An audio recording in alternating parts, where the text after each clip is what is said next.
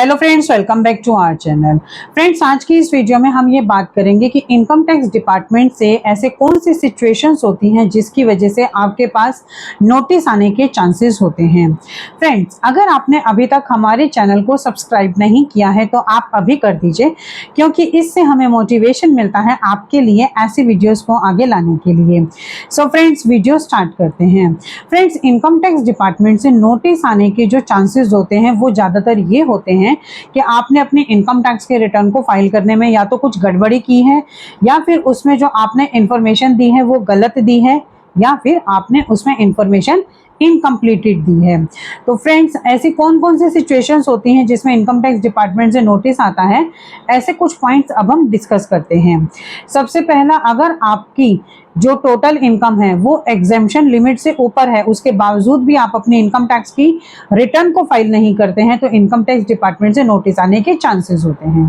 दूसरा, अगर आप अपने बैंक में बहुत बड़ा अमाउंट कैश डिपॉजिट करते हैं, लेकिन बैंक के थ्रू उसकी इंफॉर्मेशन आपकी इनकम टैक्स ऑफिस को दे दी जाती है, लेकिन आप उसमें ना तो इनकम टैक्स की रिटर्न फाइल करते हैं,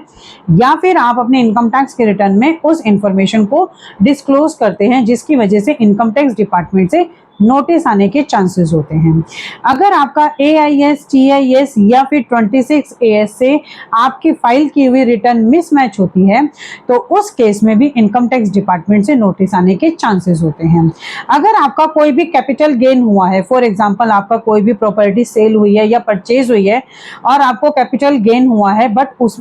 उसकी इंफॉर्मेशन आपने अपने इनकम टैक्स के रिटर्न फाइलिंग में शो नहीं की है, तो भी इनकम टैक्स डिपार्टमेंट से नोटिस आने के चांसेस होते हैं।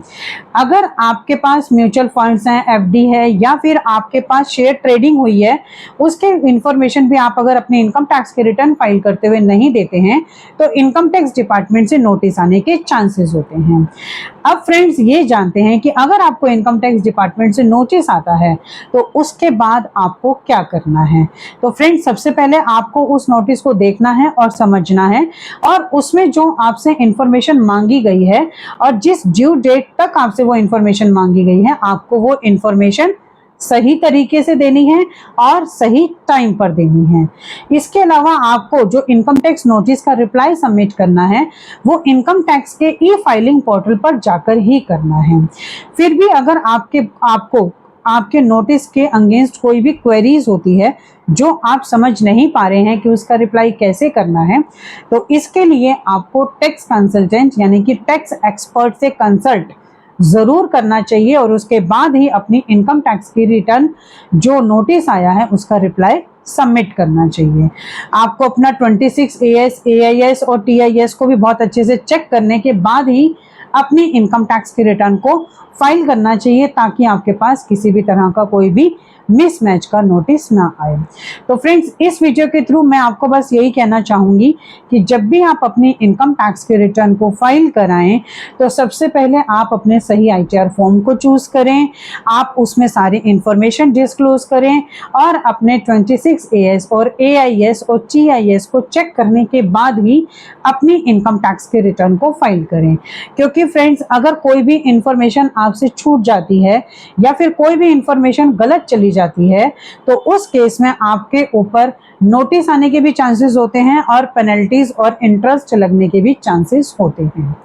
सो फ्रेंड्स, आई थिंक ये इंफॉर्मेशन आपके लिए काफ़ी यूजफुल होगी। इसी तरह की इंफॉर्मेटिव वीडियोस को कंटिन्यू देखने के लिए आप हमारे YouTube channel and WhatsApp channel Protex corporate solutions Vandana Raheja को सब्सक्राइब, लाइक एंड शेयर करना ना भूलें। और फ्रेंड्स, अगर आपको इस वीडियो से रिलेटेड कोई भी क्वेरीज होती हैं तो आप कमेंट सेक्शन में कमेंट कर सकते हैं, हम आपको टाइमली रिप्लाई करेंगे।